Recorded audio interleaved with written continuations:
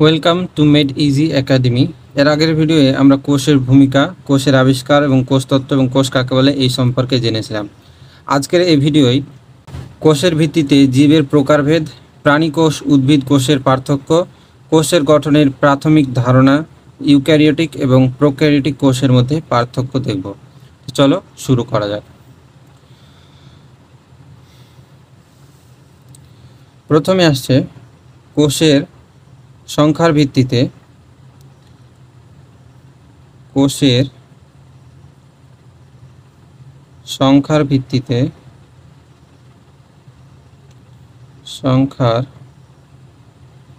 ভিত্তিতে জীবের প্রকারভেদ। এর মানে কি? এর মানে হচ্ছে যে কোনো জীবে কতগুলা কোষ আছে তার হিসাবে প্রকারভেদ। চলো দেখা যাক। কোষের ভিত্তিতে জীবকে প্রধানত দুই ভাগে ভাগ করা যায়। জীব এক নম্বর হচ্ছে এককোষী জীব, দুই নম্বর বহুকোষী জীব।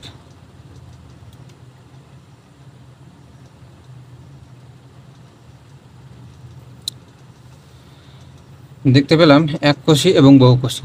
এবার এককোষীর এর নামে দেখো একটাই সেল থাকবে, একটি মাত্র সেল দ্বারা গঠিত, একটি মাত্র কোষ থাকে। আর বহুকোষী জীবে বহু মানে তো অনেক, জানোই এটা। অনেক মানে কি? দুই বা তার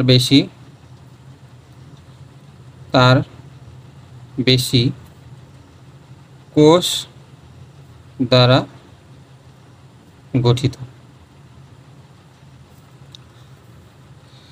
এবার এককোষী দেখো, এর যেহেতু একটাই সেল, একে সারভাইভ করতে হবে, খাবারও বানাতে হবে, সংশ্লেষও করতে হবে, ফটোসিনথেসিসও করতে হবে, রেসপিরেশন করতে হবে, ডাইজেশন করতে হবে। তো এই একটি কোষের মাধ্যমে যতগুলো প্রয়োজনীয় কাজকর্ম থাকে সবগুলো করতে পারে। তো এককোষী জীবের মধ্যে লেখো যে সমস্ত প্রয়োজনীয়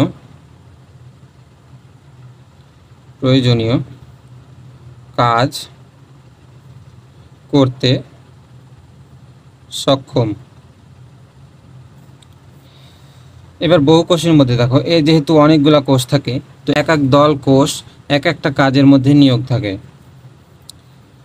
তো একটা কাজ বহু সংখ্যক কোষ দ্বারা সংঘটিত হয়। একটি কাজ করতে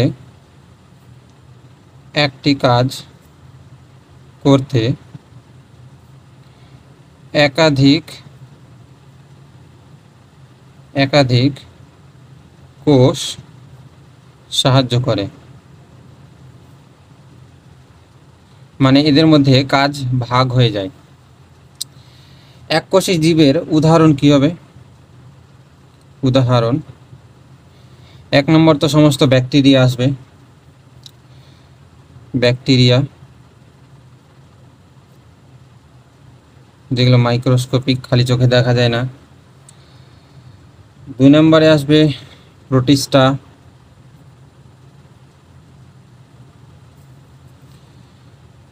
তিন নম্বরে ইস্ট যেটা ছত্রাক, এরপরে আসবে ক্লামাইডোমোনাস,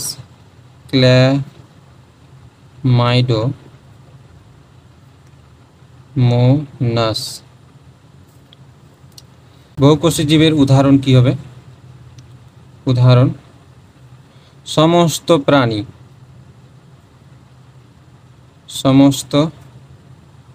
প্রাণী।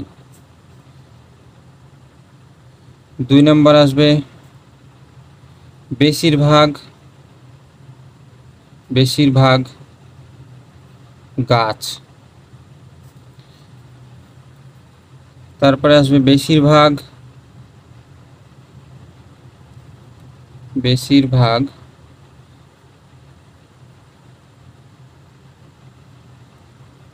ছত্রাক।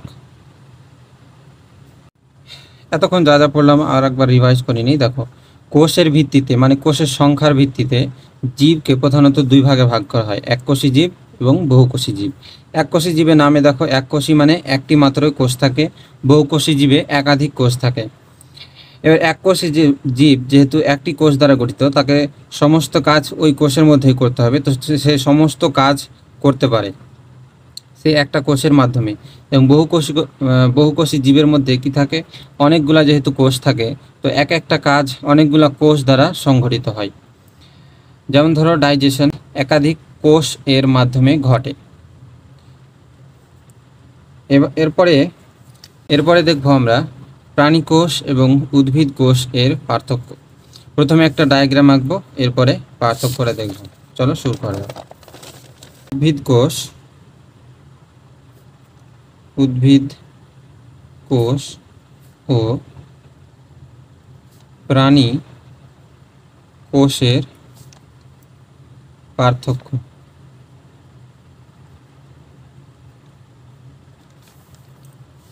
প্রথমে একটা ছবি আঁকবো।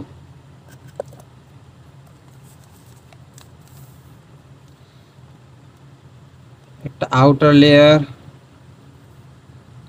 সব থেকে বাহিরের গঠন, এরপরে আর একটা ইনার লেয়ার থাকে, অভ্যন্তরে একটা পর্দা থাকে,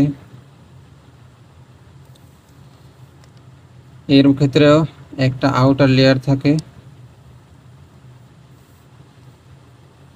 এরপরে নিউক্লিয়াস থাকে, ভ্যাকিউল থাকে, লার্জ সেন্ট্রাল ভ্যাকিউল, নিউক্লিয়াস,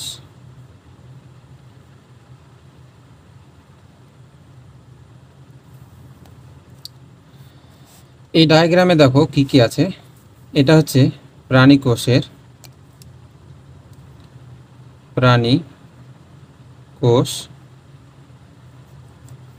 এটা উদ্ভিদ কোষ, এটা প্রাণী কোষ।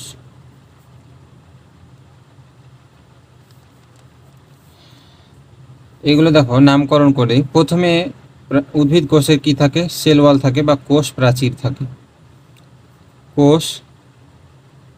থাকে, যেটা হচ্ছে শক্ত হয়। এরপরে যে লেয়ারটা থাকে কোষ প্রাচীরের পরে, সেটা হচ্ছে কোষ পর্দা, এটাকেও কোষ পর্দা বলা হয়। এরপরে এই যে এইটা যে দেখতে পাচ্ছ, এটা হচ্ছে ক্লোরোপ্লাস্ট।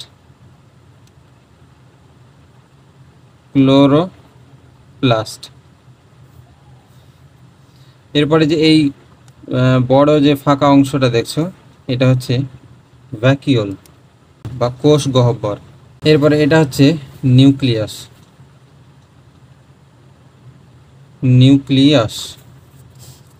প্রাণী কোষের মধ্যে দেখো এটা কি থাকে, ভ্যাকিউল থাকে, যেটা খুবই ছোট হয়। এরপরে নিউক্লিয়াস থাকে। এছাড়াও আরও অন্যান্য অর্গানেলস থাকে, এগুলো আমরা পরে দেখব। এর পার্থক্য লিখব। উদ্ভিদ কোষ,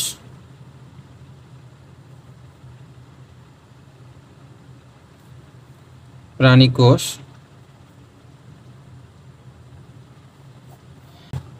তো এখানে কোষ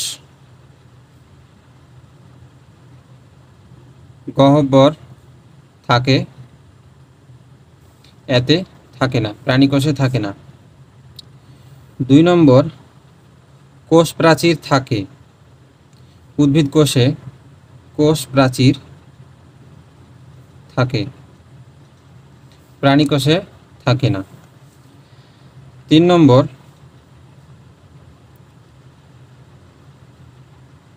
ক্লোরোপ্লাস্ট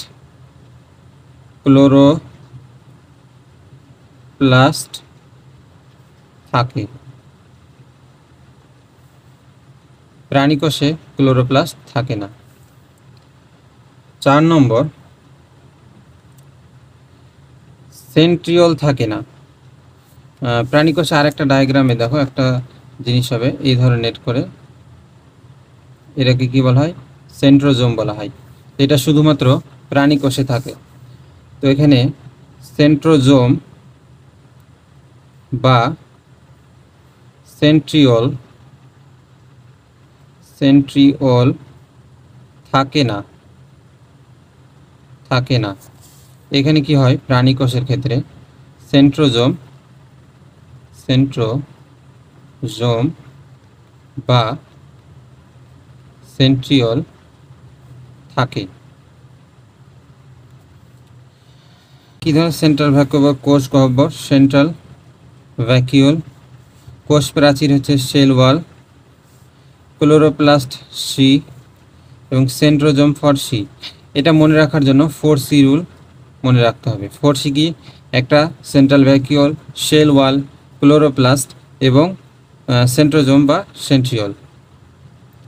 তো এটা গেল কোষ প্রাচীর, উদ্ভিদ কোষ এবং প্রাণী কোষ এর মধ্যে পার্থক্য।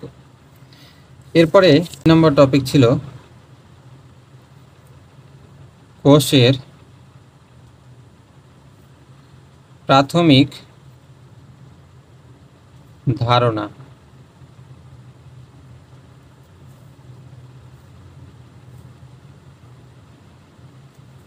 আবার একটা ডায়াগ্রাম আঁকবো আমরা। প্রথমে একটা আউটার লেয়ার আঁকছি, যেটা কি ছিল?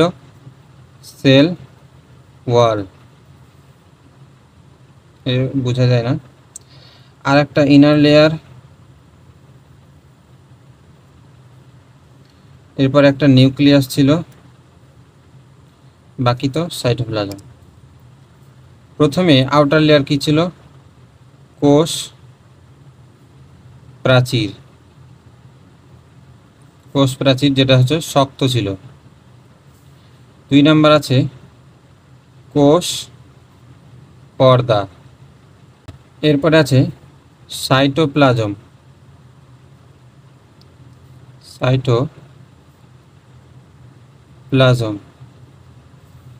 এরপর আছে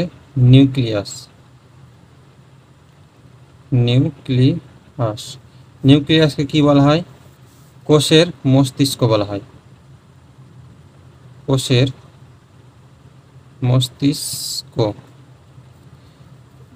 মস্তিষ্ক কেন বলা হয়? যত রকমের কোষের কার্যকলাপ সংঘটিত হয় সব কিছু এই নিউক্লিয়াস দ্বারা নিয়ন্ত্রিত হয়। এই সাইটোপ্লাজম সম্পর্কে কিছু জেনে নিই। সাইটোপ্লাজম হচ্ছে কি? কোষের বেশিরভাগ অংশই ঘিরে রাখে। দেখতে পাচ্ছ এখানে নিউক্লিয়াস আছে আর কিছুটা সেল অর্গানেল থাকে বা কোষ অঙ্গাণু থাকে, বাকি সবগুলা সাইটোপ্লাজম থাকে। তো কি হলো? কোষের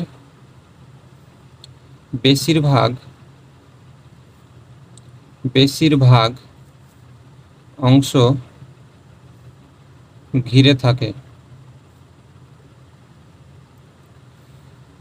2 নাম্বার, যেহেতু সাইটোপ্লাজমে সমস্ত অর্গানেলস থাকে, তো সমস্ত রকমের যে কার্যকলাপ হয় কোষের ভিতরে সব কিছু কি হয়?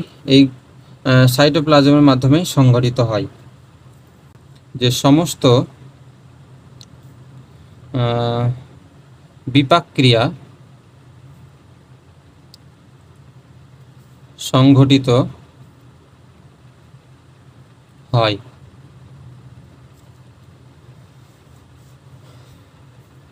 এবার সাইটোপ্লাজমের নেচারটা কি হবে? নেচারটা হবে যে সেমি ফ্লুইড, অর্ধ তরল অবস্থা।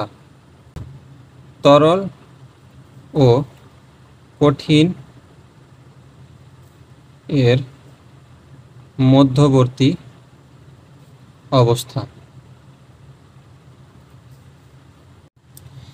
এখন আমরা দেখব ইউক্যারিওটিক এবং প্রোক্যারিওটিক কোষের মধ্যে পার্থক্য। কি দেখব?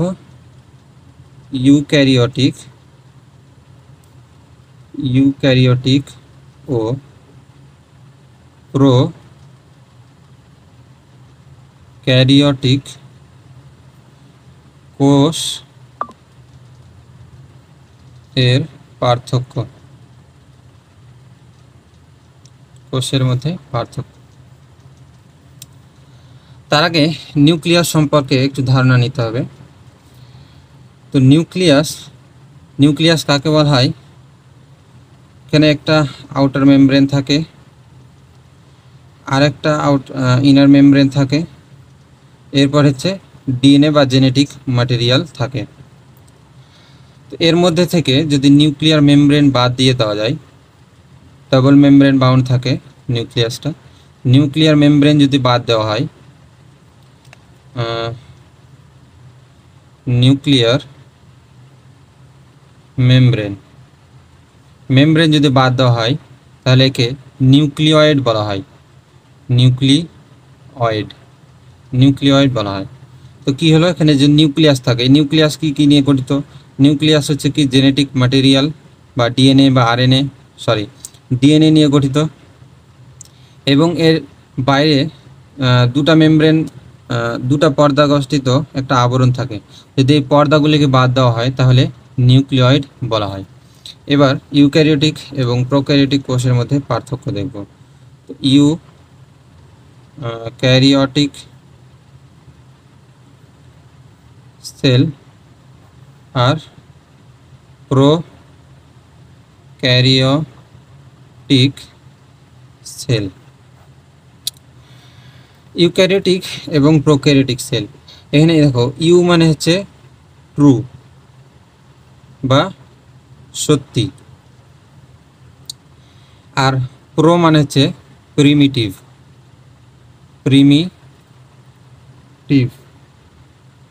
এর মানে প্রাচীন। এর মানে কি দাঁড়ালো?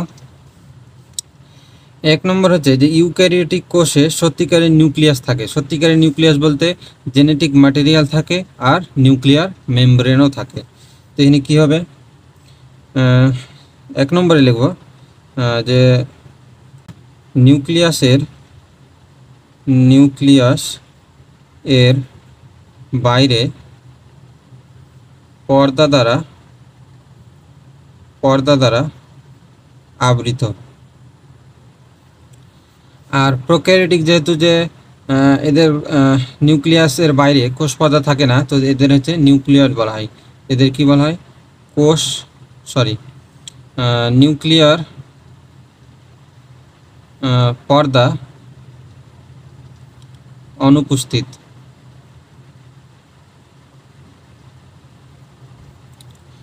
দুই নম্বর দেখো যে জেনেটিক ম্যাটেরিয়াল প্লাস যদি নিউক্লিয়ার মেমব্রেন থাকে তো একে কী বলা হয়? নিউক্লিয়াস বলা হয়। তো এখানে কি হয় যে ট্রু নিউক্লিয়াস প্রেজেন্ট বা ভালো নিউক্লিয়াস থাকে। এদের যেহেতু নিউক্লিয়াসের বাইরে কোনো পর্দা থাকে না, তো এখানে কি হয়?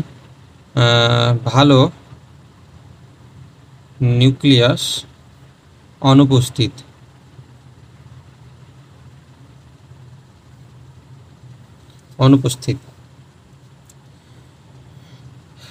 তিন নম্বর কি হবে? ইউক্যারিওটিক কোষে দেখো পর্দা বেষ্টিত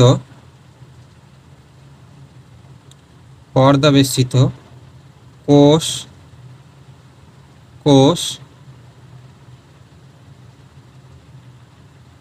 অঙ্গাণু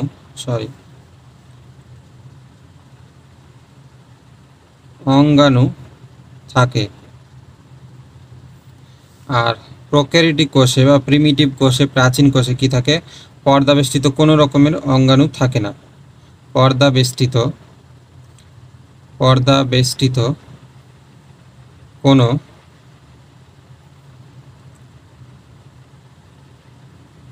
অঙ্গাণু থাকে না। তারপরে ইউক্যারিওটিক কোষেও রাইবোজোম থাকে। রাইবোজোম দুটার ক্ষেত্রেই থাকে, ইউক্যারিওটে থাকে, প্রোক্যারিওটিকে থাকে। তো প্রোক্যারিওটিকে কত থাকে? 70S রাইবোজোম থাকে, আর ইউক্যারিওটিকে কত থাকে? 80S ribosome. 80S এর মধ্যে যে বড় অর্ধ এককটা থাকে সেটা হয় 60S এবং তারপরে থাকে 40S। আর প্রোক্যারিওটিক কোষে কি থাকে? বড় এককটা থাকে 50S আর ছোটটা থাকে 30S। এই এস কি বোঝানো হয়, কে আবিষ্কার করছে, এগুলো পরবর্তী ভিডিও জানবো। আজকে এই পর্যন্তই, দেখা হবে পরবর্তী ভিডিও। ধন্যবাদ।